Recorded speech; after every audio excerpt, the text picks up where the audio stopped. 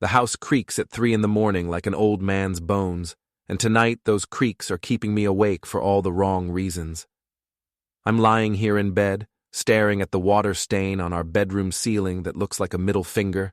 How's that for symbolism? Listening to my wife Nina fumble with her keys downstairs. Another hospital emergency. Right. Before we dive deeper into this story, I have one small request. Please subscribe, drop a like, comment, and hit that hype button to boost this channel so more people can discover these incredible Reddit stories. I'm Eliot Carter, but everyone calls me Eli. 41 years old, hands permanently stained with wood glue and sawdust, making an honest living as a carpenter in this godforsaken Maine town where everybody knows everybody's business, or thinks they do. The front door finally opens with that familiar squeal I keep meaning to fix. Nina's heels click across the hardwood floor.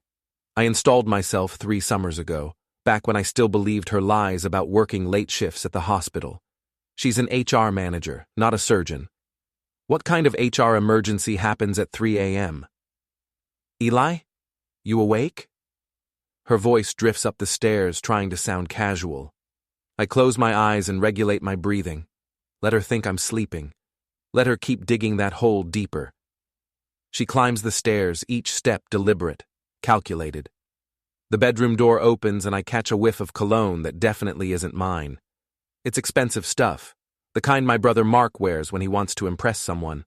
My brother Mark, the golden boy who owns Carter Auto Shop, the biggest garage in town, the guy everyone respects, everyone trusts, the man who's been screwing my wife for God knows how long. Nina slides into bed beside me, her movements careful not to wake me. Or so she thinks. In the darkness, I can smell another man on her skin, can feel the guilt radiating off her like heat from a furnace. Rough night at the hospital? I ask, my voice cutting through the silence like a blade. She jumps. Actually jumps. Oh, I thought you were sleeping. Hard to sleep when your wife comes home smelling like a cologne commercial. I roll over to face her, and even in the dim light filtering through our curtains, I can see her face go pale. There was this patient and his family was there and… Save it, Nina. I sit up, suddenly too tired for games. Just save it. She's quiet for a long moment. Then, in a voice so small I almost miss it, she says, I'm pregnant. The words hit me like a sledgehammer to the chest. Pregnant. After 15 years of marriage, after countless fights about having another kid, after she told me she was too old, too busy, too whatever, now she's pregnant. Congratulations, I say, and I'm surprised by how calm my voice sounds. When's the baby due? Eli, When's the baby due, Nina? 8 months. She won't look at me. Maybe 7. I do the math in my head. 7 months ago, we were barely speaking to each other. 7 months ago, she started working those mysterious late shifts. 7 months ago, Mark started asking about her more often, started showing up at our house when I wasn't home. Well, I say, getting out of bed, I guess congratulations are in order for someone. What's that supposed to mean? I turn to look at her, this woman I married 16 years ago, this woman who gave me my daughter Melissa, this woman who's been lying to my face for months. It means, Nina, that unless this is the second coming of Christ, that baby isn't mine. She starts to cry. Big, theatrical tears that might have worked on me a year ago, might have made me apologize and hold her and promise everything would be okay. But not tonight. Tonight those tears just make me angry. I made a mistake, she whispers. It was just once, and I was confused and… Once? I laugh, and it's not a pleasant sound. Nina, you've been coming home smelling like my brother's cologne for 3 months. Don't insult what little intelligence you think I have. Her tears stop abruptly. Your brother? Oh, come on. Mark's obsession cologne isn't exactly subtle.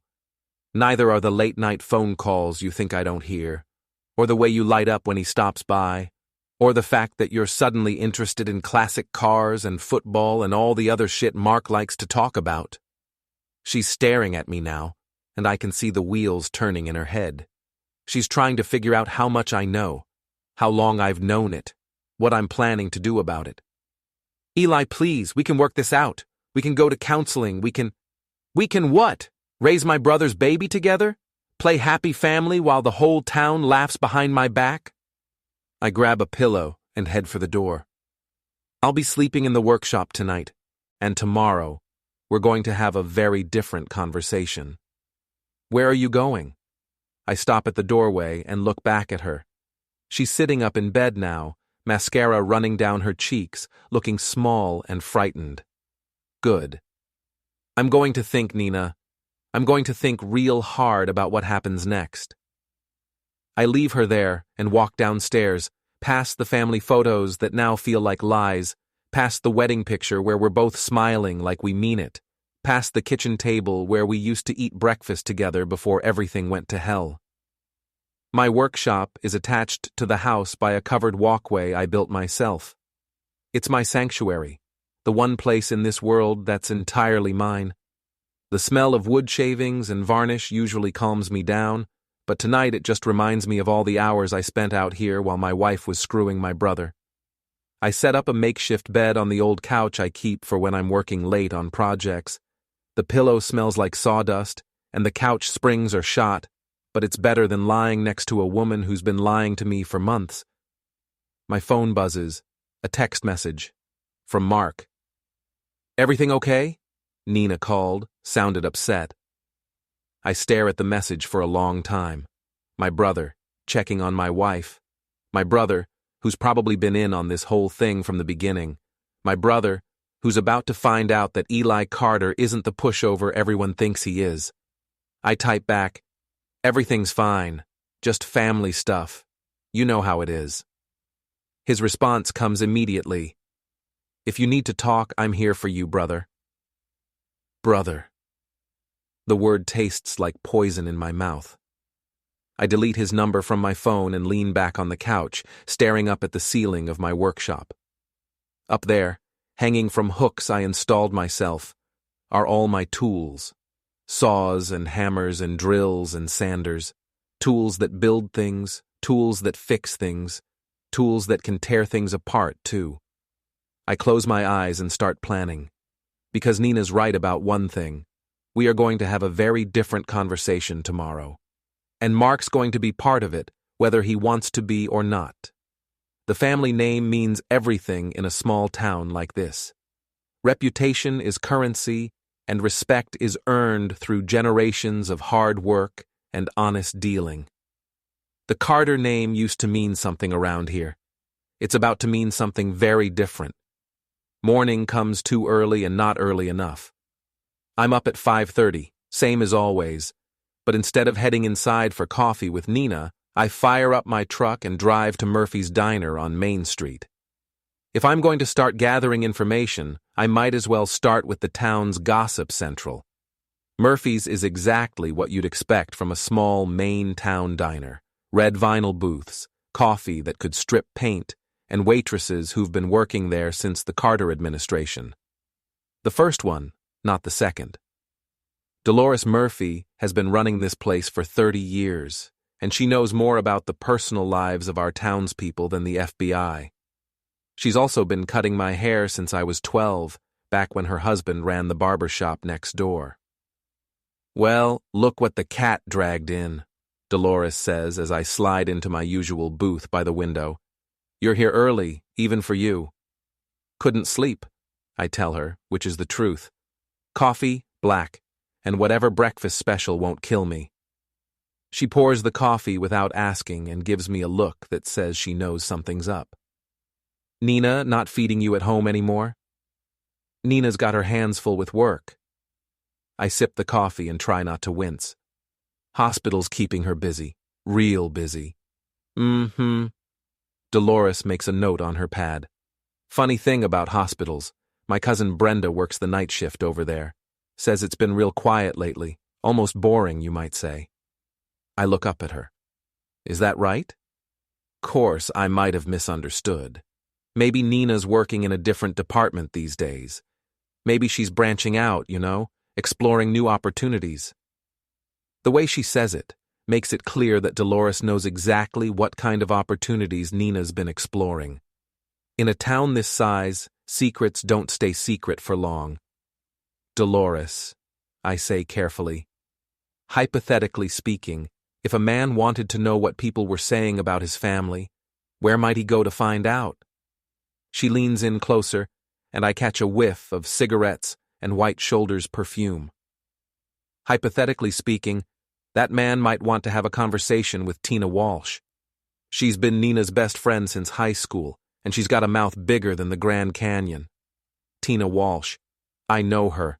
Works at the bank, divorced twice, always has her nose in everyone else's business. If anyone knows the details of Nina's affair, it would be her. And hypothetically, I continue, where might a man find Tina Walsh on a Tuesday morning? Bank opens at 9, but Tina's usually there by 8:30, getting caught up on gossip with the other tellers. Course, she takes her lunch break at Murphy's every day at noon, sits right over there in booth 3, usually with whoever's got the juiciest story that week. I finish my coffee and leave a 10 on the table. Thanks, Dolores. You've been very helpful. Eli? She catches my arm as I stand up. Whatever's going on, you be careful. Small towns can be cruel to people who rock the boat. Don't worry about me, I tell her. I'm not planning to rock the boat. I'm planning to sink it. The bank is a 5-minute drive from Murphy's, and I spend those 5 minutes thinking about what I'm going to say to Tina. She's always been friendly enough to me, but I know she's loyal to Nina first. I need to approach this carefully. I park across the street and wait. At 8:25, Tina's red Honda Civic pulls into the bank parking lot. She gets out, checks her makeup in the side mirror, and walks toward the employee entrance like she owns the place. Tina Walsh is 42 years old, bleach blonde, and has never met a secret she didn't want to share with the world. She's also been divorced twice, both times because she couldn't keep her mouth shut about her husband's business. If I play this right, she'll tell me everything I need to know. I wait until 9:15, then walk into the bank. Tina's at the second window helping an elderly man with his deposit. She sees me coming and her smile falters just a little. Hi, Eli. What brings you in today? Need to make a withdrawal, I tell her, sliding my debit card across the counter. 500 cash. She processes the transaction, but I can tell she's nervous. Her hands are shaking slightly, and she keeps glancing toward the back offices like she's expecting someone to appear. Big withdrawal, she says, trying to sound casual. Special occasion? You could say that. I lean in closer, lowering my voice. Tina, we've known each other for a long time, right? Sure, Eli, since high school. And you've always been straight with me, always been honest. She nods, but her eyes are darting around the bank like she's looking for an escape route. So I'm hoping you'll be honest with me now. I take the cash and fold it carefully, putting it in my wallet. How long have you known about Nina and Mark? The color drains from her face. I don't know what you're talking about. Tina. My voice is still quiet, still calm, but there's steel in it now. I know. I've known for weeks. The question is, how long have you known? She looks around the bank again, then leans closer to the window. Eli, I wanted to tell you. I really did. But Nina made me promise. How long? 6 months, she whispers. Maybe 7. It started right after that 4th of July barbecue at your house. They were both drunk, and Nina was upset about something, and Mark was being all supportive and understanding, and you helped cover for them. I didn't want to, but Nina's my best friend, and she said it was just a fling, said it would be over soon, said she just needed to work through some things. Tina. I interrupt her rambling. She's pregnant. Her mouth falls open. Oh my God. Oh, Eli, I'm so sorry. I didn't know. She didn't tell me. Is it his? I don't know. Maybe? The timing would be right, but who else knows? She's crying now, quiet tears that she's trying to wipe away before the other customers notice. Just me and Lisa. Lisa, Mark's wife, my sister-in-law. Lisa knows? She suspected something was going on. She asked me about it last month, and I couldn't lie to her face. She's been trying to figure out what to do. This is interesting. Lisa's a good woman, married to Mark for 12 years, put up with his bullshit longer than anyone should have to. If she knows about the affair, she's probably planning her own revenge. Tina, I say, pulling out my phone, I'm going to give you my number. If you hear anything at all about what Nina or Mark are planning, you're going to call me. Understood? She nods frantically. Eli, what are you going to do? I smile, and I can tell from her expression that it's not a reassuring smile. I'm going to protect my family name, and I'm going to make sure everyone in this town knows exactly what kind of people Nina and Mark really are. I leave the bank and sit in my truck for a few minutes thinking. 7 months. They've been lying to me for 7 months, sneaking around behind my back, making me look like a fool. And Tina helped them do it. But now I have information. I know the timeline. I know who else is involved, and I know that Lisa is already suspicious. That gives me options. My phone rings. It's Brady, my apprentice. Kid's 19 years old, eager to learn, and loyal as a golden retriever. More importantly, he's got no love for Mark, who's always treated him like dirt. Hey, Mr. Carter, you coming in today? We've got that kitchen cabinet job for the Hendersons. I'll be there in 20 minutes, I tell him. Brady, I need you to do something for me. Can you keep your mouth shut about it? Sure, Mr. Carter. What do you need? I need you to drive by Mark's shop around lunchtime, see if Nina's car is there. Don't go in, don't talk to anyone, just drive by and let me know what you see. Is everything okay? Everything's fine. I just need to know where people are today. Okay, I can do that. I hang up and start the truck. Phase 1 of my plan is already in motion. Now it's time for Phase 2. I drive to Henderson's house and spend the morning installing kitchen cabinets, but my mind isn't on the work. I'm thinking about Mark's auto shop, about the expensive tools he keeps there, about the classic Mustang he's been restoring for the past 2 years, his pride and joy. At noon, Brady calls. Mr. Carter, Nina's car is parked behind the shop. Looks like it's been there for a while. Thanks, Brady. Keep working on those cabinets. I'll be back in a couple hours. I drive to Mark's shop, but I don't go in. Instead, I park across the street at the gas station and wait. At 12:30, Nina comes out the back door, smoothing down her skirt and checking her hair in the side mirror of her car. Mark follows a few seconds later, looking around to make sure no one's watching. He kisses her goodbye. Right there in broad daylight behind his shop, my brother kisses my pregnant wife goodbye like they're teenagers sneaking around after school. I take out my phone and snap a few pictures. The distance is too far for great detail, but it's clear enough to see what's happening. Clear enough for evidence. Nina gets in her car and drives away. Mark goes back inside his shop. I sit there for another 10 minutes, thinking about what I'm going to do next. Then I drive home and let myself into the house. Nina's at work, her real work, at the hospital, and won't be home until 5. That gives me 3 hours to search the house properly. I start with her dresser. Nothing interesting in the top drawers, just the usual collection of underwear and bras. But in the bottom drawer, hidden under a pile of old sweaters, I find a small jewelry box I've never seen before. Inside the box is a necklace. Expensive looking, with a heart-shaped pendant that has M&N engraved on it. Mark and Nina. How sweet. I put the necklace back and continue searching. In her nightstand, I find a second cell phone.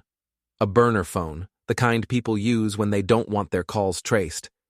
I turn it on. The battery's almost done, but there's enough power to scroll through the recent messages. What I see makes my stomach turn. Dozens of text messages between Nina and Mark. Explicit messages. Photos. Videos. Plans for when they're going to meet, where they're going to meet, what they're going to do when they get there. And scattered throughout the messages, jokes about me, about how stupid I am, how oblivious, how easy it is to fool me. They call me the carpenter, like it's an insult, like the fact that I work with my hands makes me somehow less than them. One message from Mark, sent 3 weeks ago. The carpenter's working late again. Come over at 8. Nina's response, perfect. He'll never know. Mark, even if he did, what's he going to do about it? Guy couldn't fight his way out of a paper bag? Nina, LOL, true. He's too nice for his own good. Mark, nice guys finish last, baby. Always have, always will. I screenshot everything and email the photos to myself, then put the phone back exactly where I found it. My hands are shaking with rage, but I force myself to stay calm. Getting angry won't help me now. I need to be smart about this. I need to be strategic. The front door opens downstairs. Eli, you home? It's Melissa, my 16-year-old daughter. She's supposed to be at school, but it's only 2:30. I quickly close Nina's nightstand drawer and head downstairs. Hey, kiddo, school let out early? Half day for teacher conferences. She drops her backpack by the door and looks at me suspiciously. What are you doing home? Mel's always been sharp. Too sharp sometimes. She gets it from me, the ability to read people, to notice when something's not right. I can see in her eyes that she knows something's going on. Just came home to grab some tools, I tell her. How was school? Fine. She's still studying my face. Dad, are you and Mom okay? You guys have been weird lately. I sit down on the couch and pat the cushion next to me. Come here, kiddo. She sits down, and I can see Nina in her face. The same green eyes, the same stubborn chin. But she's got my temperament, my loyalty, my sense of right and wrong. Mel, I'm going to ask you something, and I need you to be honest with me.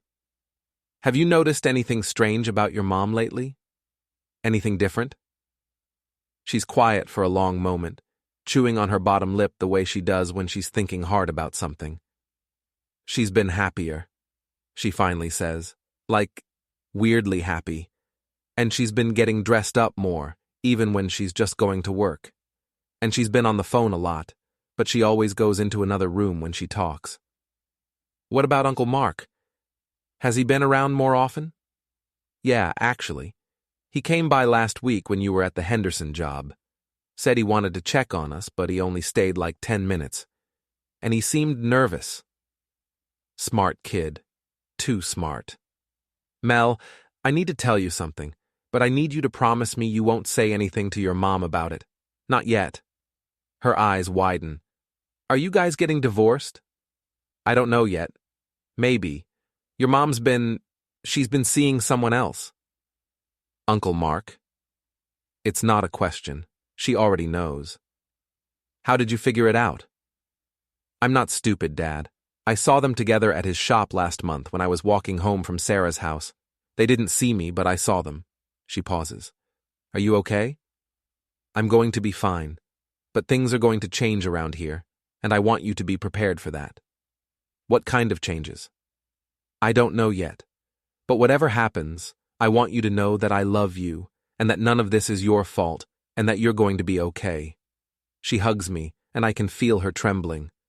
I love you too, Dad, and for what it's worth, Uncle Mark's an asshole. I laugh despite everything. Language, kiddo. Sorry. But he is. Yeah, I say, holding her tight. He really is. That evening, Nina comes home at her usual time, acting like nothing's happened. She kisses me on the cheek, asks about my day, starts making dinner like we're still a normal family. I watch her move around the kitchen, and I'm amazed by how good she is at this. The lying, the acting, the pretending everything's fine. She's had months of practice, and it shows. How was work? I ask. Busy. We had a staff meeting about the new employee handbook, and then I had to deal with this situation in the ER where one of the nurses was... She stops talking and looks at me. Why are you staring at me like that? Just thinking about how much I love you, I say, and my voice sounds perfectly sincere. How lucky I am to have you. She smiles, but there's something uncertain in her eyes. That's sweet, honey. I mean it. Not every man gets to have a wife who's so adventurous. Adventurous? You know, willing to try new things, explore new opportunities, branch out. She's looking at me more carefully now, trying to figure out if there's a hidden meaning in my words. There is, but she's not quite smart enough to catch it. I should call Mark, she says suddenly. See how Lisa's doing. I heard she's been having some problems. What kind of problems? Oh, you know, marriage stuff. She thinks Mark might be, well, she thinks he might be cheating on her. The audacity of it takes my breath away. She's standing in our kitchen, pregnant with my brother's baby, talking about how Lisa thinks Mark might be cheating. That's terrible, I say. Poor Lisa. She must be devastated. I know. I feel so bad for her. Maybe you should have her over for dinner this weekend. Show her some support. Nina's face goes pale. I don't think that's a good idea. Why not? She's family. I think she needs some space right now to figure things out. Or maybe, I say, getting up from the table, she needs to know the truth. I leave Nina standing in the kitchen and go back to my workshop. I've got work to do, plans to make, and a family name to protect. Tomorrow, things are going to start getting interesting. Wednesday morning, I wake up before dawn with a clarity I haven't felt in months. I know exactly what I'm going to do, and I know exactly how I'm going to do it. The rage is still there, burning in my chest like acid, but it's focused now, controlled. Nina's still asleep when I get dressed and head out to my truck. She's been taking sleeping pills lately, probably guilt keeping her awake, which means she won't notice I'm gone until her alarm goes off at 7. I drive to Mark's house, a colonial on Elm Street that he bought with money from the auto shop. It's a nice house, nicer than mine, with a 2-car garage and a manicured lawn that Lisa maintains herself. Mark's never been much for yard work. I park down the street and wait. At 6:45, Mark comes out in his work clothes, climbs into his pickup truck, and drives toward the shop. Lisa appears at the kitchen window, watching him go. Even from this distance, I can see the sadness in her posture. I wait another 10 minutes, then walk up to the front door and knock. Lisa answers wearing a bathrobe and slippers, her hair pulled back in a ponytail. She's 38 years old, works part-time at the library, and has always been kind to me and Mel. She deserves better than Mark. Eli? What are you doing here so early? We need to talk, Lisa. About Mark and Nina. Her face crumples. Oh, God. You know. I know. The question is, what are we going to do about it? She lets me in and makes coffee while I sit at her kitchen table. The house is immaculate, like always. Lisa's one of those people who cleans when she's stressed. Judging by how spotless everything is, she's been very stressed lately. How long have you known? She asks, setting a mug in front of me. Officially, since Monday night, but I've suspected for months. What about you? I found hotel receipts in his truck 3 weeks ago. When I confronted him, he said they were for business meetings with parts suppliers. She sits down across from me, her hands wrapped around her coffee mug like she's trying to warm herself. But Mark's never paid for a business meeting in his life. He always makes the other guy pay. Have you talked to a lawyer? I made an appointment for Friday. I was going to file for divorce, but then I thought maybe I should try to get proof first. Evidence. I reach into my jacket and pull out my phone. What kind of evidence? I show her the screenshots from Nina's burner phone, the text messages, the photos, the jokes about both of us. Lisa reads them in silence, her face getting paler with each message. They think we're idiots, she says finally. Yeah, they do. Mark called you the carpenter like it's some kind of insult. You built half the houses in this town with your own hands. And Nina called you the librarian wife like you're some kind of joke? You have a master's degree in literature. Lisa sets down her phone and looks at me. What do you want to do about it? I want to make them pay. Not just with lawyers and divorce papers and splitting up assets. I want them to feel the same humiliation they've been putting us through. What did you have in mind? I lean forward. Lisa, what's the one thing Mark cares about more than anything else in the world? His Mustang. His 1967 Shelby GT500. The car he's been restoring for 2 years. The car he talks about constantly. The car he won't let anyone else even touch. A slow smile spreads across Lisa's face. You want to do something to his car. I want to do something that will hurt him the way he's hurt us. Something that will make him understand that actions have consequences. I'm listening. Tonight, Mark and Nina are meeting at the Riverside Motel on Route 9. I saw the text messages. They'll be there from 8 to 10. How do you know they'll stick to the schedule? Because Nina told me she's working late tonight, and she's very careful about her alibis. She'll be back home by 10:30, which means they can't stay at the motel past 10. Lisa nods. And while they're at the motel, we're going to pay a visit to Mark's shop. You still have keys, right? Of course. I helped him open that shop. Good. Because I think it's time Mark's precious Mustang had a little accident. We spend the next hour planning. Lisa knows Mark's schedule, knows when the shop is empty, knows where he keeps his tools and supplies. I know cars well enough to disable one without causing permanent damage. I'm angry, but I'm not looking to commit a felony. Eli, Lisa says as I'm getting ready to leave. What about Nina? What are you going to do about her? Nina's going to get exactly what she deserves.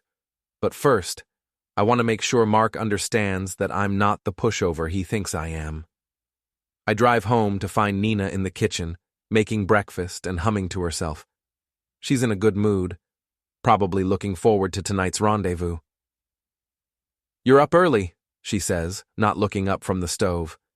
Couldn't sleep. Went for a drive. Where'd you go? Just around town, thinking about things. She glances at me over her shoulder. What kind of things? The future. What we're going to do about the baby. How we're going to make this work. Relief floods her face. She thinks I'm accepting the situation, thinks I'm going to play along with her charade. I'm glad you're being reasonable about this, she says. I know it's not easy, but we can make it work. We can be a family. Absolutely. Family's everything, right? Right. I eat breakfast and make small talk, playing the part of the understanding husband. Nina relaxes, becomes more talkative, even mentions that she has to work late tonight. Big project? I ask. Staff meeting. Could run pretty late. Don't wait up. I won't. I'll probably go to bed early anyway. All this emotional stress is exhausting. After Nina leaves for work, I call Brady and tell him to take the day off. Then I drive to the hardware store and buy a few supplies. Nothing suspicious, just basic automotive tools that any mechanic might need. I pay cash and make sure to chat with the clerk about a fictional project I'm working on.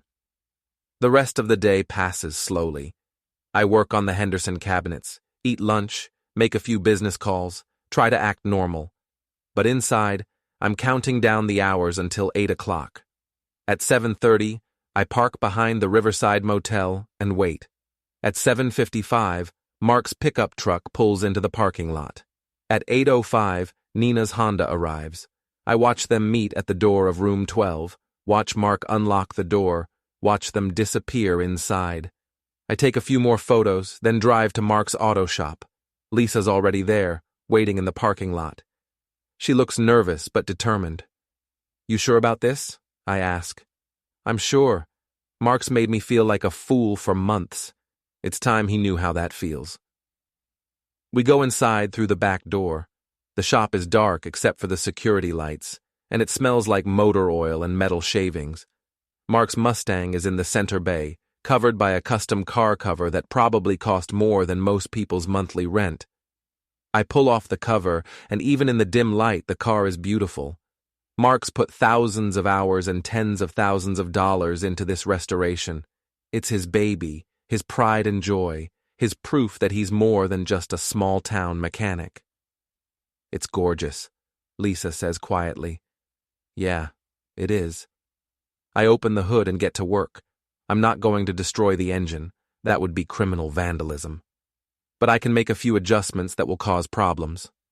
I disconnect the battery, remove a few spark plug wires, and loosen the alternator belt. Nothing that can't be fixed, but enough to ensure the car won't start. Then I move to the interior. I adjust all the mirrors, move the seat to its lowest position, and change the radio presets to country music stations. Mark hates country music. "What about the outside?" Lisa asks.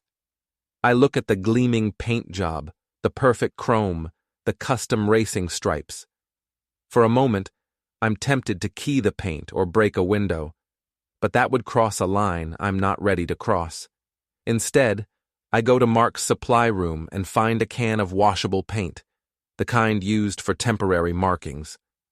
I write "Just Married" across the back windshield and tie some old shop rags to the bumper like tin cans. "Very subtle," Lisa says, but she's smiling. I'm just getting started. We clean up our mess and lock the shop behind us. It's 9:30. Mark and Nina will be wrapping up their romantic evening soon. "What now?" Lisa asks. "Now we go home and wait. Tomorrow morning Mark's going to discover that someone's been in his shop, messing with his car. He's going to be furious, but he won't be able to prove anything, and he'll know that someone's watching him. You think he'll figure out it was us? Eventually, but by then, it won't matter." I drive home and find the house dark. Nina's still at her staff meeting. I sit in my workshop and wait, listening for the sound of her car in the driveway. She comes home at 10:45, 15 minutes later than usual. When she comes to the workshop to say goodnight, I can smell the motel soap on her skin. "How was the meeting?" I ask. "Long, boring, you know how it is." I can imagine. She kisses me on the forehead, a quick, perfunctory kiss that feels like a betrayal all over again, and goes inside to shower. I sit in the dark workshop and think about tomorrow. Mark will discover the car. Nina will wonder why he's so upset, and both of them will start to realize that their secret isn't as safe as they thought. This is just the beginning. By the time I'm finished, everyone in town will know exactly what kind of people Mark and Nina Carter really are, and they'll know that Eli Carter isn't the fool they thought he was. My phone buzzes. A text message from an unknown number. "The car was perfect. Thank you. L." I smile and delete the message. Lisa's a good woman, and she deserves justice just as much as I do. Tomorrow, we're going to start giving it to her. Thursday morning arrives with the kind of crisp October air that usually makes me happy to be alive. Today, it just makes me feel sharper, more focused. I'm up at 5:30, dressed and ready to watch the fireworks. I park across from Mark's auto shop at 7:15 and wait. Mark usually arrives at 7:30, opens up, and checks on his precious Mustang before starting work on customer cars. Today's going to be different. At 7:32, Mark's pickup truck pulls into the shop parking lot. He gets out, unlocks the front door, and disappears inside. I can see lights coming on through the windows. 3 minutes later, I hear him shouting. Even through the closed windows of my truck, I can hear Mark's voice echoing from inside the shop. He's discovered the Mustang, and he's not happy about it. The shop door flies open, and Mark storms out, looking around the parking lot like he expects to find the culprit hiding behind a dumpster. His face is red with anger, and he's holding his cell phone like he's about to call the police. Instead, he calls Nina. I can't hear what he's saying, but I can see his mouth moving rapidly, his free hand gesturing wildly. He's telling her about the car, asking if she knows anything about it, probably wondering if this has something to do with their affair. After a few minutes, he hangs up and goes back inside. I wait another 10 minutes, then drive home. Nina's in the kitchen when I arrive, still in her bathrobe, looking worried. "Everything okay?" I ask, pouring myself a cup of coffee. Mark called. Someone broke into his shop last night and messed with his car. That's terrible. Did they steal anything? No, they just moved things around, changed settings, It's weird. Probably kids, I suggest. You know how teenagers are. They see an expensive car and they can't resist messing with it. Maybe. She doesn't sound convinced. Mark thinks it might be someone who has it out for him. Mark's paranoid. Always has been. Remember when he thought the Hendersons were trying to sabotage his business because they got their truck repaired somewhere else? Nina nods, but I can see she's still worried. Good. She should be worried. I finish my coffee and head to work. I've got cabinets to install, but more importantly, I've got phase 2 of my plan to implement. At 10:30, I drive to the First National Bank. Tina Walsh is at her usual window, looking nervous when she sees me approaching. Hi, Eli. What can I do for you today? I need to make another withdrawal, I tell her, sliding my debit card across the counter. $300 this time. She processes the transaction, her hands shaking slightly. Another big withdrawal. You sure everything's okay? Everything's perfect, Tina. In fact, I wanted to thank you. Thank me? For being such a good friend to Nina, for keeping her secrets, for helping her through this difficult time. Tina's face goes white. Eli, It's okay. I understand. Friendship is important. Loyalty matters. I lean closer to the window. Of course, loyalty works both ways, doesn't it? What do you mean? I mean that good friends look out for each other. They share information. They make sure everyone knows what's really going on. I take the cash and fold it carefully. Tina, I want you to do me a favor. I want you to spread the word around town that Nina's pregnant. Make sure everyone knows how happy we are. How excited we are to be starting a family again after all these years. I don't think I should. And make sure everyone knows that the baby's due in about 7 months. 7 months, Tina. Make sure you get that timing right. She stares at me, and I can see the wheels turning in her head. She's doing the math, realizing what I'm really asking her to do. Eli, please don't make me. I'm not making you do anything. I'm just asking a friend to help spread some good news. I smile. Unless, of course, you think there's something wrong with the timing? Tina looks like she's about to cry. I can't do this. Sure you can. You're good at spreading news, Tina. You've had lots of practice. I leave her standing at the window and drive to Murphy's Diner for lunch. Dolores is working the afternoon shift, and she greets me with her usual knowing smile. Back again so soon? You're becoming a regular? Food's good, company's better. I order a burger and fries, then lean back in the booth. Dolores, you hear about the break-in at Mark's shop? I heard something about it. Kids, probably. That's what I figured, though it's strange that they didn't steal anything, just messed with his car. Maybe they were looking for something specific. Maybe they knew exactly what they were after. Dolores has always been sharp. She's already figured out that this wasn't a random break-in. Could be, I say. Or maybe someone wanted to send Mark a message. What kind of message? The kind that says, "We're watching you." Dolores refills my coffee and gives me a long look. Eli, you be careful. Mark's got a temper and he's got friends in this town. So do I, Dolores. So do I. I finish lunch and drive back to the Henderson job. Brady's there, working on the cabinet installation, and he looks relieved to see me. Mr. Carter, I was wondering where you were. These upper cabinets are giving me trouble. Sorry, kid. Had some errands to run. I grab my tools and get to work. Brady, you hear any interesting gossip lately? Not really. Why? Just wondering. Small towns, you know. People talk.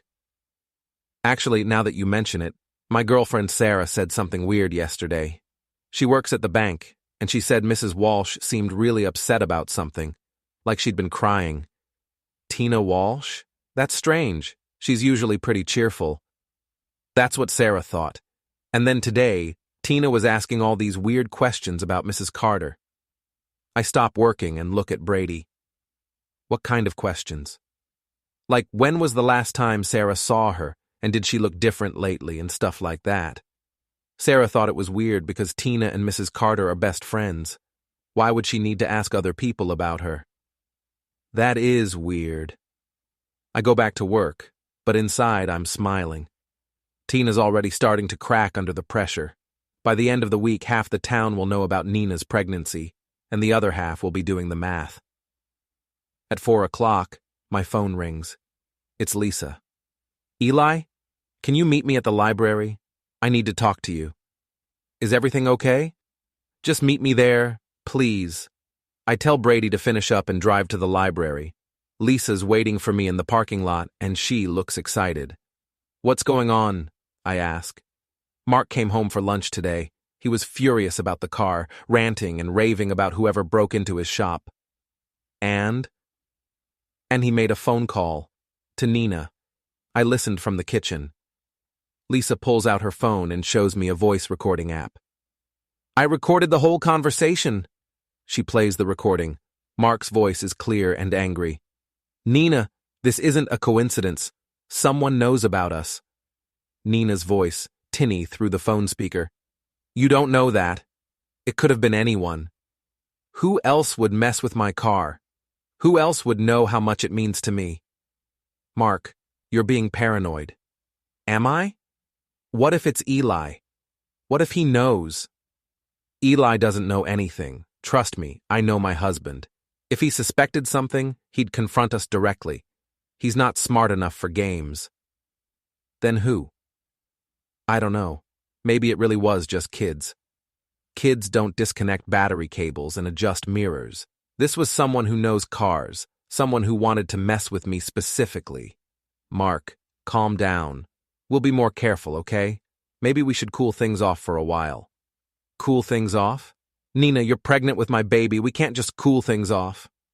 There's a long pause. Then Nina's voice, quieter now. I know, you're right. I'm just scared. Don't be scared. We'll figure this out. But if Eli or anyone else tries to mess with us, they're going to regret it. The recording ends. Lisa looks at me expectantly. This is perfect, I tell her. Now we have proof that they know someone's onto them, and we have Mark threatening retaliation. What are you going to do with it? I'm going to make sure the right people hear it, people who matter in this town. We sit in Lisa's car and plan the next phase. Lisa's going to make copies of the recording and anonymously send them to key people around town, the mayor, the police chief, the president of the Chamber of Commerce. People who know Mark professionally, who trust him, who think he's a pillar of the community. What about Nina? Lisa asks. Nina's about to discover that her best friend Tina has a very big mouth. I drive home to find Nina pacing around the kitchen, her cell phone pressed to her ear. She's talking to someone in a low, urgent voice, and she doesn't notice me come in. Don't care what you think, this is serious. Someone's watching us and we need to be careful. She sees me and quickly ends the call. Who was that? I ask. Just work stuff, problems with the new scheduling system. Sounded pretty intense for scheduling problems. You know how it is. Technology makes everything complicated. I nod and grab a beer from the refrigerator. Nina, I've been thinking about what you said the other night. About the baby. She tenses up. What about it? I want to do the right thing. I want to be a good father, even if... I let the sentence hang in the air. Even if what? Even if the timing's a little unusual. She studies my face, trying to figure out what I mean. Eli, what are you trying to say? I'm saying that I love you, and I want this to work. But I think we should probably tell people about the pregnancy soon, before they figure it out on their own. I'm not ready for that yet. Why not? It's good news, right? We should be celebrating. I need more time. Time for what? She doesn't answer, just turns away and starts cleaning dishes that are already clean, but I can see her hands shaking. Nina, is there something you want to tell me? Something about the baby? Or about why you're so nervous lately? I'm not nervous. You seem nervous. You seem like you're hiding something. She spins around to face me, and there's panic in her eyes.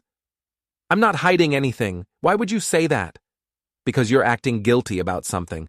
Because you're jumpy and secretive and you keep getting mysterious phone calls that you won't talk about. Those are work calls. At 9 o'clock at night? She opens her mouth to respond, then closes it again. She's trapped, and she knows it. Eli, I think you're being paranoid. Maybe you should talk to someone about it. Maybe I should. Maybe I should talk to Mark. He's good at giving advice about family problems. The color drains from her face. Why would you talk to Mark? He's my brother. He cares about our family. I'm sure he'd want to help us work through this. No. The word comes out sharper than she intended. I mean, Mark's got his own problems right now. Someone broke into his shop and he's really upset about it. I heard about that. Terrible thing. Makes you wonder who would do something like that. Probably just kids. Or maybe someone with a grudge against Mark. Someone who knows him well enough to know exactly how to hurt him. Nina stares at me, and I can see the fear growing in her eyes. She's starting to realize that I might know more than I'm letting on. I'm going to bed, she says suddenly. I have an early meeting tomorrow. Sweet dreams, I tell her. Try not to worry too much about Mark's problems. I'm sure everything will work out fine. She practically runs upstairs, leaving me alone in the kitchen. I finish my beer and think about tomorrow's plan. By this time next week, everyone in town will know about Nina's pregnancy, about her affair with Mark, and about the lies they've been telling. Their reputations will be destroyed, their relationships will be over, and their comfortable little world will come crashing down around them. And I'll be standing in the wreckage, holding my family name high, showing everyone in town that Eli Carter is nobody's fool. The game is just getting started. Friday morning brings news that spreads through town like wildfire. I'm at Murphy's Diner, having my usual coffee and eggs, when Dolores slides into the booth across from me with a look of barely contained excitement. You hear about Nina? She asks, keeping her voice low. What about her? Word is she's pregnant. Tina Walsh has been telling everyone who'll listen. I try to look surprised. Pregnant? That's wonderful news. Is it? Dolores gives me a knowing look. Because according to Tina, the baby's due in about 7 months. And people are starting to do the math. What kind of math? The kind that makes folks wonder if you've been working a lot of late nights recently. Perfect. Tina's done exactly what I expected her to do. She's spread the news, complete with the timeline that makes it clear the baby isn't mine. People shouldn't gossip, I say, but I can't keep the smile off my face. Eli Carter, you look like the cat that ate the canary. What are you up to? Just enjoying my breakfast, Dolores. Just enjoying my breakfast. My phone buzzes, a text from Lisa. Meet me at the library. Emergency. I pay my check and drive to the library, where Lisa's waiting in the parking lot. She looks excited and nervous at the same time. The recordings worked, she says as soon as I get out of my truck. I sent copies to 5 people yesterday afternoon. This morning, Mayor Williams called Mark and asked him to come in for a private conversation about his business practices. And Chief Morrison stopped by the shop an hour ago. Apparently someone reported suspicious activity, and he wanted to make sure Mark wasn't having problems with break-ins. This is better than I hoped. The town's power structure is already starting to distance itself from Mark, protecting their own reputations by questioning his. What about Nina? That's the best part. Dr. Hansen from the hospital called her into his office this morning. Someone sent him an anonymous letter suggesting that Nina might be having personal problems that could affect her job performance. Anonymous letter? Lisa grins.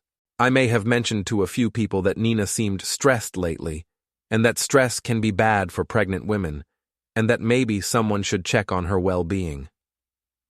Lisa, you're brilliant. I learned from the best.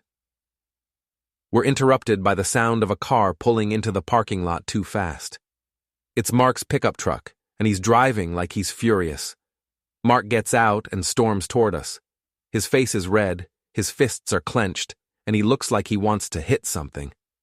"What the hell do you two think you're doing?" he shouts. "Having a conversation," I say calmly. "In a public place. Is that a problem?" "You know damn well what the problem is. Someone's been spreading lies about me all over town.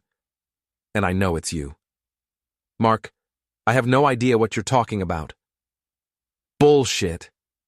He takes a step closer, and I can smell alcohol on his breath. It's not even noon, and he's already drinking. "The mayor practically accused me of being a criminal. The police chief treated me like a suspect, and now everyone in town is looking at me like I did something wrong." "Maybe you did do something wrong." The words hang in the air between us. Mark stares at me, and I can see the moment when he realizes that I know everything. "You bastard," he says quietly. "That's interesting language to use about our mother, Mark, especially considering that she's not actually your mother." His face goes white. "What?" "You heard me. Mom told me the truth yesterday, about how Dad had that affair when you were 2 years old, about how your real mother abandoned you, and Dad begged Mom to take you in, about how she raised you like her own son even though you weren't. This isn't entirely true. I haven't talked to our mother in weeks, but Mark doesn't know that, and the lie hits him like a physical blow." "You're lying." "Am I? Ask her yourself. Ask her about the adoption papers she never filed, about the birth certificate that has a different woman's name on it, about why you don't look anything like Dad or me." Mark takes another step closer, his hands balled into fists. "Even if that's true, it doesn't change anything." "Doesn't it? Because last I checked, the shop is in Dad's name, and when he dies, it goes to his legitimate son. That would be me, Mark, not you." "You bastard. Actually, that would be you." Mark swings at me, a wild, drunken punch that I see coming from a mile away. I duck, and his momentum carries him past me. He stumbles, catches himself on Lisa's car, and spins around for another try. "Mark, stop it," Lisa shouts. "People are watching." She's right. A small crowd has gathered in the library parking lot, drawn by the shouting. I recognize several faces: Mrs. Henderson, whose cabinets I just installed; Tom Bradley from the hardware store; Sarah Mitchell, Brady's girlfriend who works at the bank. Perfect witnesses. "Come on, Mark," I say, loud enough for everyone to hear. "Is this how you handle all your problems? With violence? You destroyed my life." "I didn't destroy anything. I just stopped pretending I didn't know about you and Nina." A gasp goes up from the crowd. Mrs. Henderson covers her mouth with her hand. Tom Bradley shakes his head in disgust. Sarah Mitchell pulls out her phone and starts recording. "That's right," I continue, my voice carrying across the parking lot. "My brother's been sleeping with my pregnant wife. The baby she's carrying? It's his, not mine. And everyone in town has been laughing about it behind my back for months." "Shut up." Mark lunges at me again, but this time I'm ready for him. I grab his wrist, twist his arm behind his back, and force him to his knees on the asphalt. "The funny thing is," I say, holding him down while he struggles, "you both thought I was too stupid to figure it out. You thought good old Eli would just keep building cabinets and fixing porches while you screwed his wife and made jokes about what a fool he was. Let me go." "But here's what you didn't count on, Mark. You didn't count on the fact that I know this town better than you do. I know who to talk to, who to trust, who has influence, and now everyone knows exactly what kind of man you really are." I let him go and step back. Mark gets to his feet, his face twisted with rage and humiliation. "This isn't over," he says. "Yes, it is. It's been over since the moment you decided to betray your own family." Mark looks around at the crowd, at the phones recording his meltdown, at the faces full of disgust and disappointment. Then he gets in his truck and drives away, tires squealing on the asphalt. The crowd disperses slowly, people talking in low voices, shaking their heads. I can hear fragments of conversation. "Never would have believed it. Poor Eli having to deal with that. Always thought Mark was too good to be true." Lisa touches my arm. "Are you okay?" "I'm perfect," I tell her. Absolutely perfect. That evening, I'm in my workshop when Nina comes home. I can hear her car in the driveway, can hear her heels clicking across the walkway, can hear her calling my name. Eli, we need to talk. I don't answer. Let her come to me. She appears in the workshop doorway, and she looks terrible. Her hair is disheveled, her makeup is smeared, and her clothes are wrinkled like she's been crying. I lost my job, she says. I heard. You heard? How did you… She stops, understanding dawning on her face. You did this. You're the one who's been spreading rumors about me. I didn't spread any rumors, Nina. I just stopped covering for you. Dr. Hansen said someone sent him a letter, someone who claimed I was having an affair, that I was pregnant with another man's child, that I was a liability to the hospital's reputation. Sounds like someone who knows you pretty well. She starts crying again, big, theatrical tears that don't move me at all anymore. Eli, please. I made a mistake. I know that. But we can fix this. We can go to counseling. We can work it out. Nina, stop. And the baby. We can raise the baby together. No one has to know. Everyone already knows. What? Everyone in town knows about you and Mark. They know about the affair. They know about the pregnancy. They know about the lies. There's no going back from this. She stares at me, and I can see her world collapsing behind her eyes. What do you want? She asks quietly. I want you to leave, tonight. Pack your things and go stay with Mark, or go stay with your sister in Portland, or go stay in a hotel. I don't care where you go, but you're not staying here. This is my house too. Actually, it's not. The deed is in my name only. I bought this house with money I earned before we got married, and I never added your name to the paperwork. You can't just throw me out. I'm not throwing you out. I'm asking you to leave voluntarily. If you refuse, I'll file for divorce on Monday and let the lawyers sort it out. But either way, you're not sleeping under my roof tonight. Nina looks around the workshop like she's seeing it for the first time, at the tools hanging from their hooks, at the workbench where I've spent countless hours building things, fixing things, creating things with my own hands. I never meant for this to happen, she says. Yes, you did. You made a choice, Nina. You chose Mark over me, chose lies over truth, chose to humiliate me rather than end our marriage honestly. I was going to tell you. When? After the baby was born? After you'd made me look like a fool for 9 more months? She doesn't have an answer for that. There's something else, I say. Something you should know before you go. What? Mark's not getting the shop when Dad dies. The will leaves everything to me. That's impossible. Mark's been running that business for 15 years. Mark's been managing it. But he's not Dad's biological son, and the will is very specific about bloodlines. Nina's face goes white. You're lying. Ask Mom. Ask Dad.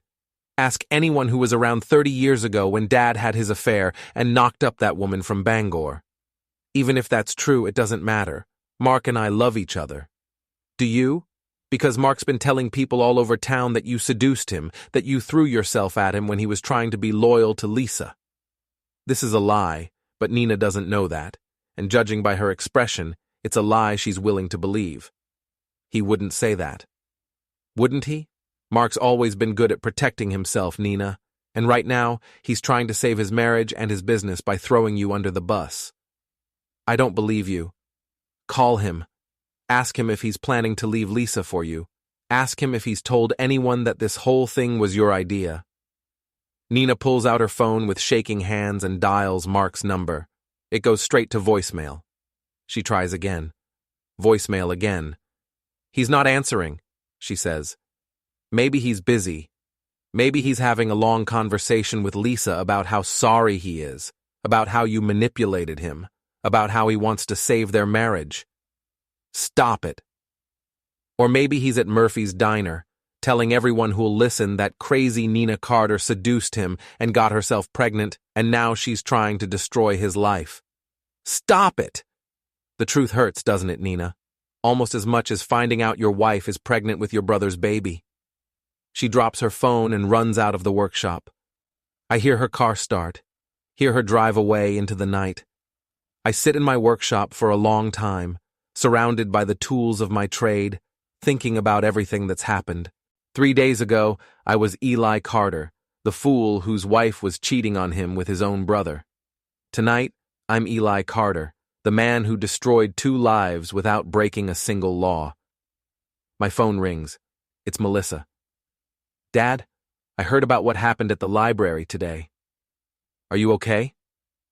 I'm fine, kiddo. Better than fine. Is Mom really... Yeah, she is. I'm sorry, Dad.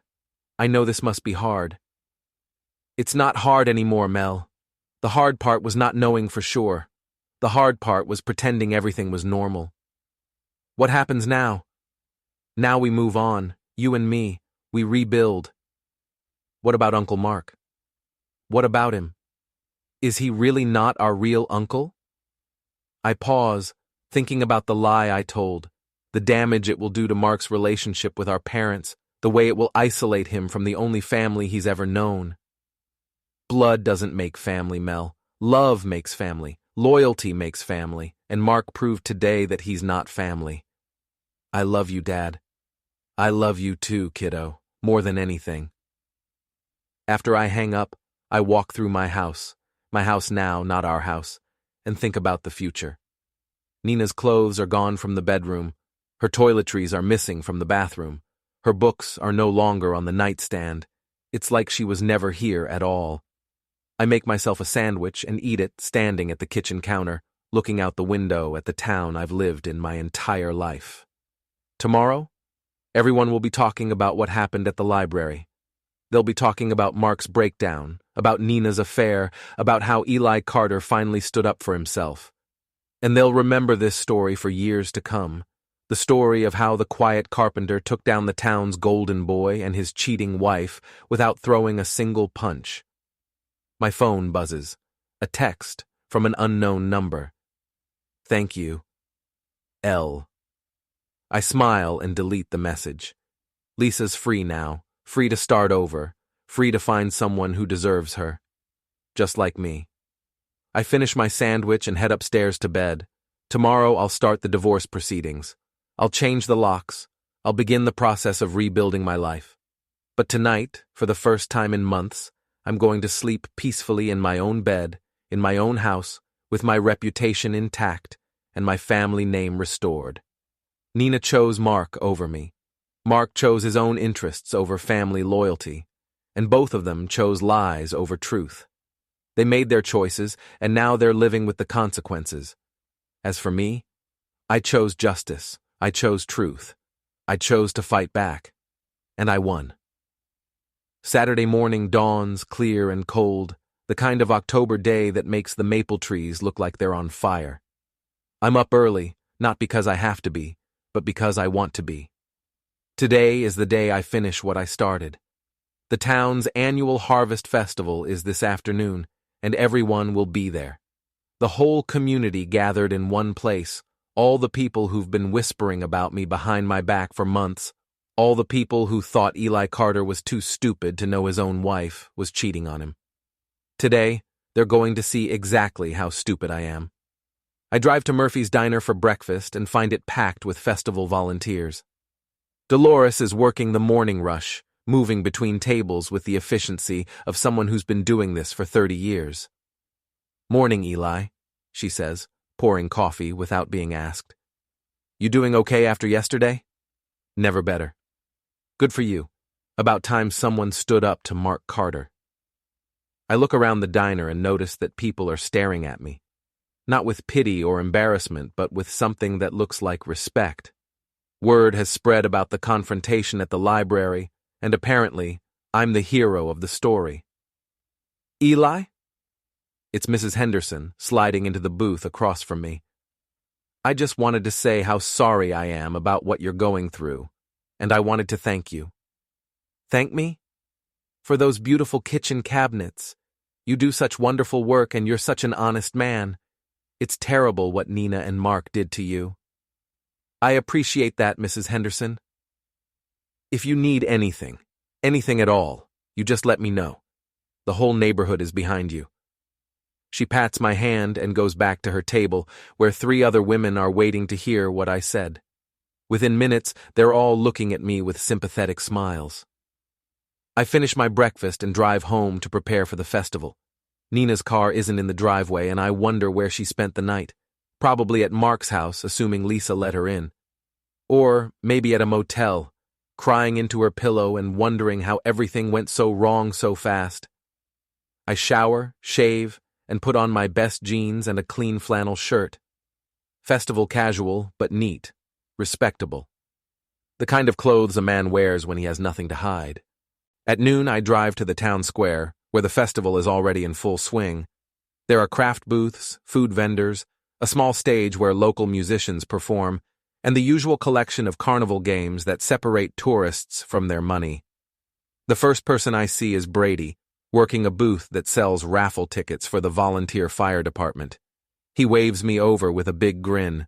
"Mr. Carter, I heard what happened yesterday. That was awesome." "Keep your voice down, kid." "Sorry, but seriously, everyone's talking about how you put Mark in his place. My girlfriend Sarah said half the women in town want to buy you dinner." "That's very flattering, but I'm not really in the market for dinner companions right now." I know. But still, it's cool that people finally see what Mark's really like. I buy a strip of raffle tickets and move on through the crowd. Everywhere I go, people nod at me, shake my hand, tell me they're sorry about what happened. A few of the men clap me on the shoulder and mutter things like, "About time" and "Good for you." It's exactly the reaction I hoped for. At 2 o'clock, there's a commotion near the main stage. I look over and see Mark's pickup truck pulling into the parking area. He gets out, followed by Nina, and they both look terrible. Mark's wearing yesterday's clothes and hasn't shaved. Nina's in a wrinkled dress and sunglasses that don't quite hide her puffy eyes. They look like people who've been up all night fighting. They start walking through the festival, but something's wrong. People aren't greeting them the way they used to. Instead of warm hellos and friendly waves, Mark and Nina are getting cold stares and turned backs.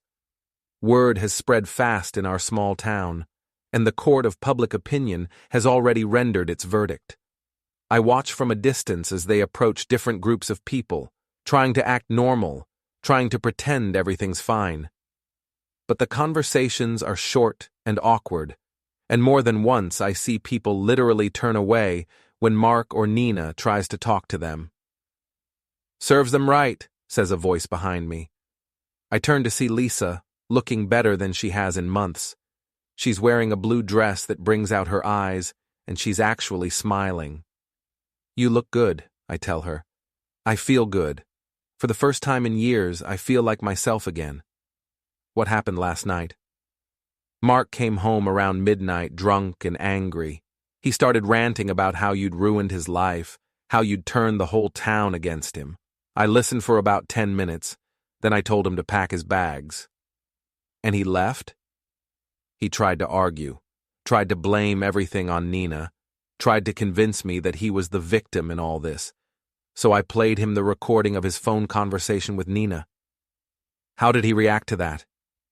"He got very quiet. Then he packed a suitcase and left. I haven't seen him since." We watch as Mark and Nina make their way through the festival, growing more isolated with each failed interaction. It's like watching 2 people slowly realize they're on a sinking ship. "Lisa," I say, "there's something I need to tell you. Something I said yesterday that wasn't entirely true." "About Mark not being your real brother?" "You know?" "I've known for years. Mark told me the whole story when we were dating. About how your father had an affair, about how your mother took him in and raised him like her own son." "Then why didn't you say anything yesterday?" Lisa smiles. "Because it was a brilliant move. Mark's always been insecure about his place in your family, always worried that he wasn't really a Carter. Using that against him was perfect." "But the shop?" "We'll go to Mark when your father dies, just like everyone expects.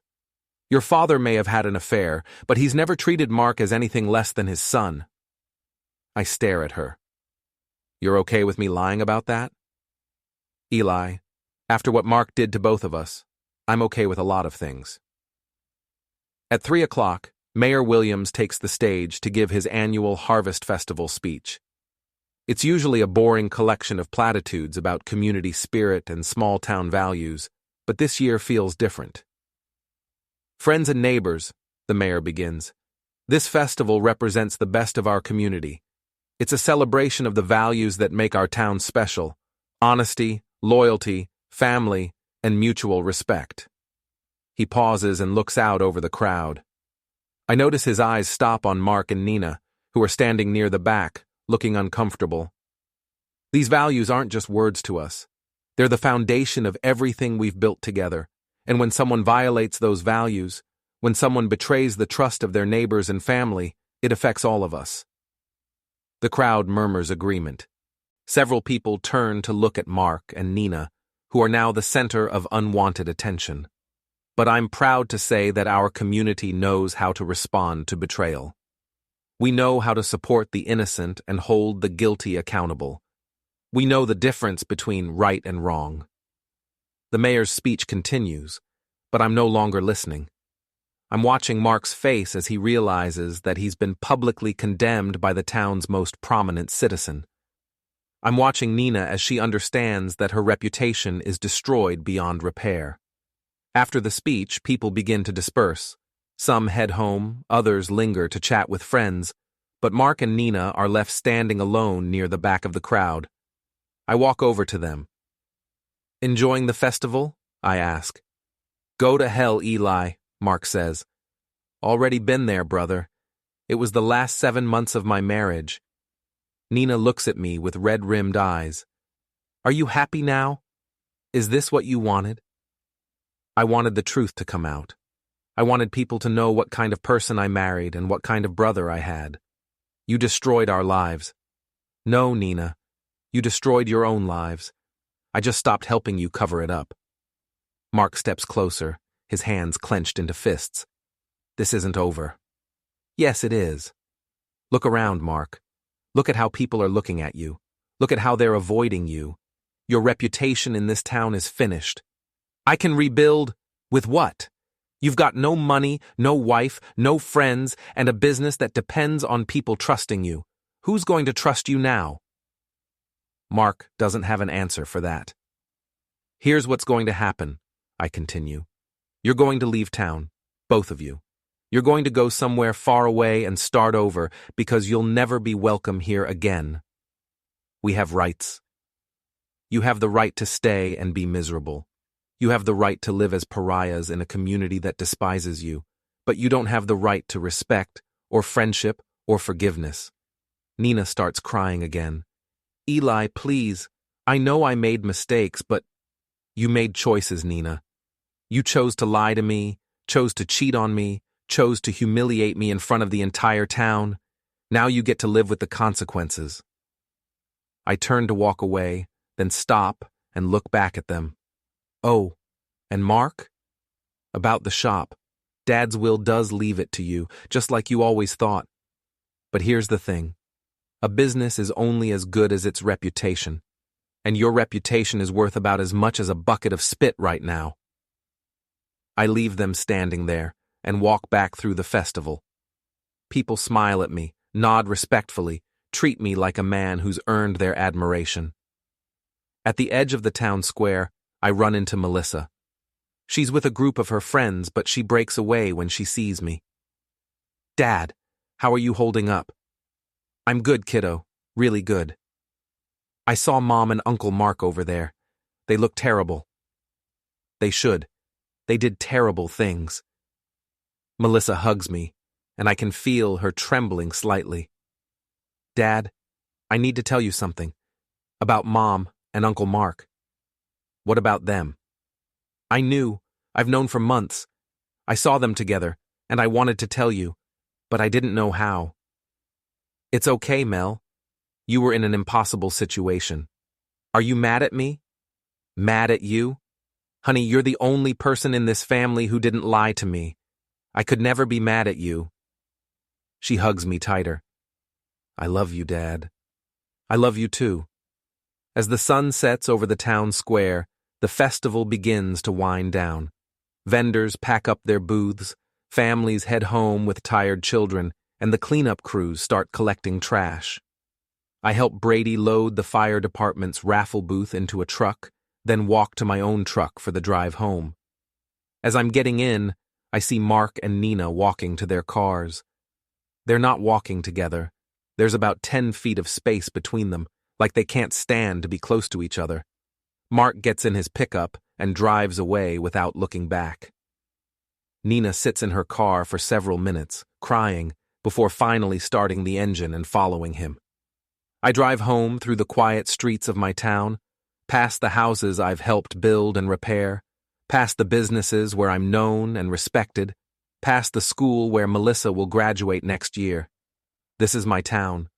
These are my people. This is my life. And for the first time in months, it feels like it belongs to me again. At home, I sit in my workshop and think about everything that's happened. 4 days ago, I was a man whose life was falling apart. Tonight, I'm a man who fought back and won. Nina and Mark thought they were smarter than me, thought they could manipulate me and humiliate me without consequences. They thought the carpenter was too simple, too trusting, too weak to fight back. They were wrong. I didn't use violence.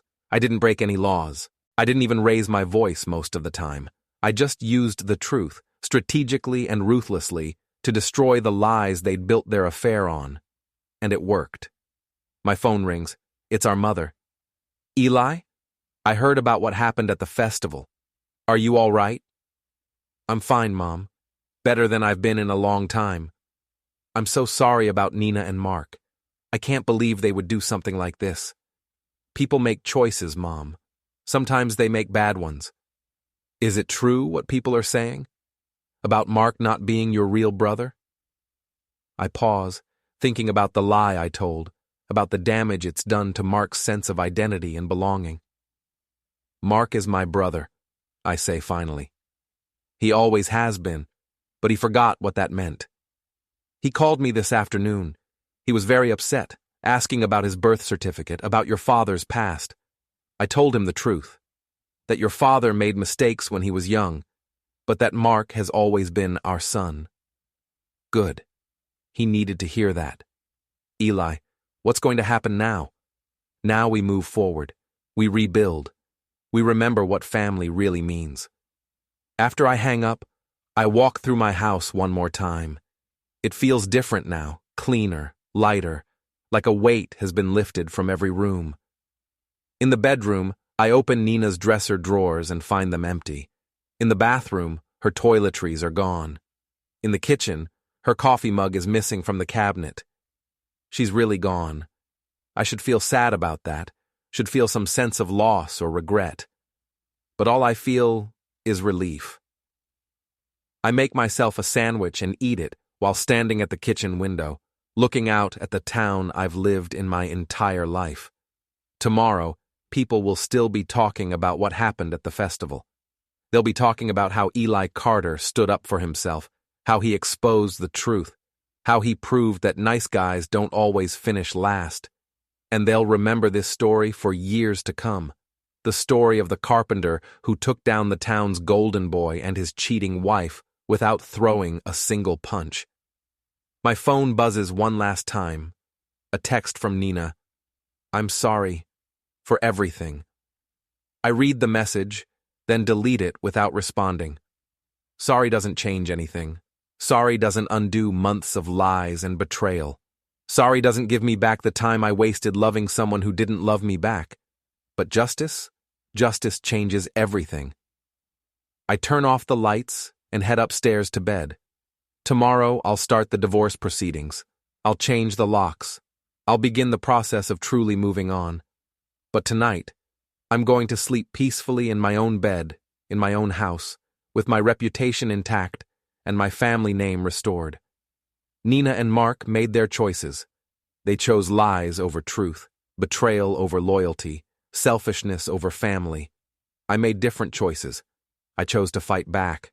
I chose to expose the truth. I chose to protect what mattered most to me. And in the end, I won. The family name means everything in a small town like this. Tonight, the Carter name means honor, integrity, and justice. It means that Eli Carter is nobody's fool.